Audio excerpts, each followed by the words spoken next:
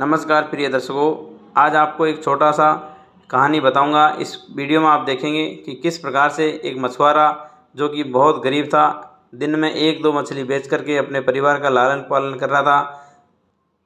दोस्तों, जब कोई ताकतवर आदमी ने उसका हक छीना, उसकी मछली छीन ली, तो किस प्रकार से उसको कर्म फल झेलने पड़े। दोस्तों, इस वीडियो में आप देखेंगे कि कर्म फल जो हमारे ख़राब कर्म हैं, वो कर्म फल कब लौट के आते हैं, कितने दिन बाद भी लौट के आ सकते हैं। आजकल की जो टेक्नोलॉजी का ज़माना है, इसमें लोग बाग सही गलत का नहीं देखते, केवल अपना फ़ायदा, अपना स्वार्थ देखते हैं। दोस्तों, अब मैं वीडियो शुरू करता हूँ। प्राचीन समय की बात है कि एक शहर में एक मछुआरा जो मछलियाँ पकड़ करके लाता था तालाब से और अपना जीवन गुजर बसर करता था। दोस्तों, कुछ लोग मछली पकड़ करके ही पूरा जीवन अपना गुजारते हैं, उसमें घर का खर्चा, परिवार की पढ़ाई लिखाई, इलाज, दवा दारू सब उसी से होता है। तो दोस्तों, उस दिन मछुआरे को सुबह से लग रहा था उसके जाल में कोई मछली नहीं आई। दोपहर हो गया, बड़ी मुश्किल से उसके हाथ में एक मछली आई।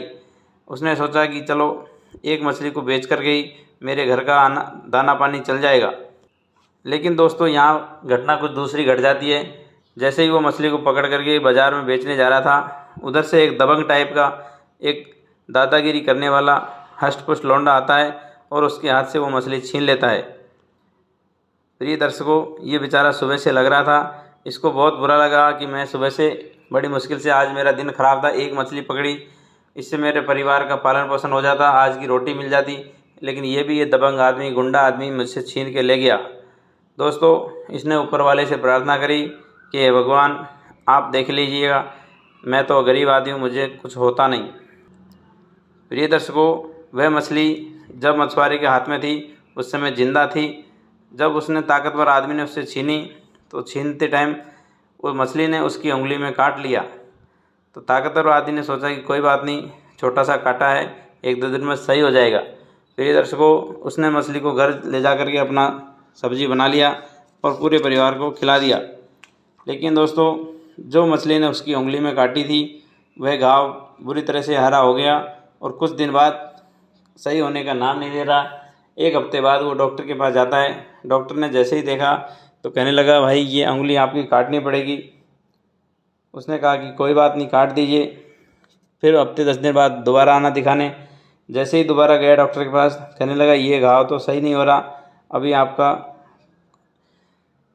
हाथ थोड़ा आगे से काटना पड़ेगा। दोस्तों, अब की बार कलाई के यहाँ से हाथ काटना पड़ा। फिर 10-15 दिन बाद उसको बुलाया टाँके पट्टी लगवाने। जब डॉक्टर ने दोबारा देखा तो कहने लगा ये हाथ तो अभी भी सही नहीं हो रहा, इसको कोहनी से काटना पड़ेगा। प्रिय दर्शकों, इस आदमी को आखिर समझ में नहीं आ रहा कि ये हुआ तो हुआ क्या। दोस्तों, कुछ 1 महीने का टाइम निकल गया। फिर आता है ये आदमी डॉक्टर के पास।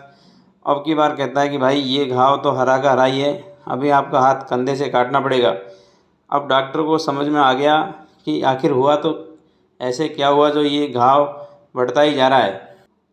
प्रिय दर्शकों, वो डॉक्टर उस आदमी से पूछता है कि भाई तेरे को ये हुआ कैसे था, ये घटना कैसे घटी थी, ज़रा विस्तार से बताइए तो मैं अपने इलाज में कुछ और तरक्की ला सकूं। प्रिय दर्शकों, वो दबंग आदमी, दादागिरी करने वाला ताकतवर आदमी कहता है कि जब ये मुझे मछली ने काटा था तो एक गरीब मछुआरा था, उसके हाथ से मैं ये छीन के लाया था। उसी समय इस मछुआरे की जो मछली थी, इसने मुझे काट लिया और उस गरीब की हाय मुझे लग गई, ऐसा लगता है।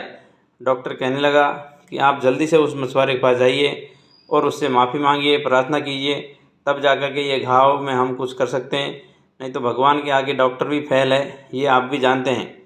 दोस्तों, वह दबंग आदमी उस मछुआरे के पास जाता है और कहने लगा, भाई जब मैंने तेरे से मछली छीनी तो तैने मेरे को बद्दुआ दे दिया, श्राप दे दिया, क्या हो गया कि मेरा पूरा हाथ ही गायब हो गया।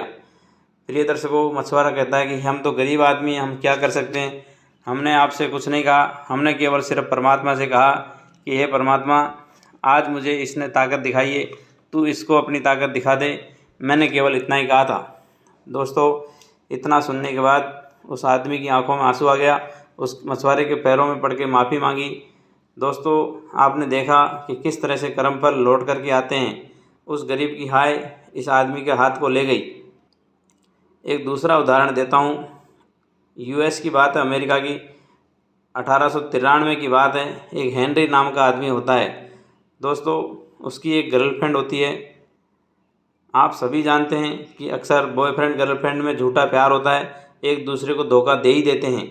दोस्तों उस हेनरी ने भी अपनी गर्लफ्रेंड को धोखा दे दिया। जब यह बात गर्लफ्रेंड के भाई ने सुनी दोस्तों, उसने गुस्से में अपनी पिस्टल निकाली और उस हेनरी के लिए गोली चलाई। लेकिन दोस्तों गोली जा कर के एक बहुत बड़ा पेड़ था उसमें लग गई और हेनरी झटके से नीचे गिर गया। उस भाई ने सोचा कि गोली हेनरी को लग गई और हेनरी मर गया। दोस्तों उसने बिना जांचे परखे ही सोचा कि ये हेनरी मर गया, अब मुझे सज़ा सरकार देगी। इससे पहले ही उसने खुद सुसाइड कर लिया, पिस्टल की दूसरी गोली अपनी खोपड़ी में तान ली। दोस्तों जब ये बात उस हेनरी की गर्लफ्रेंड थी उसने सुनी तो अब उसने अपने भाई को मरा समझ करके उसने खुद ने भी सुसाइड कर लिया। अब यहाँ पे 2 सुसाइड हो जाते हैं इस धोखे के चक्कर में, इस प्यार के चक्कर में। प्रिय दर्शकों, दोनों भाई बहन मर जाते हैं, समय गुजरता है, सब बात आई गई हो जाती है।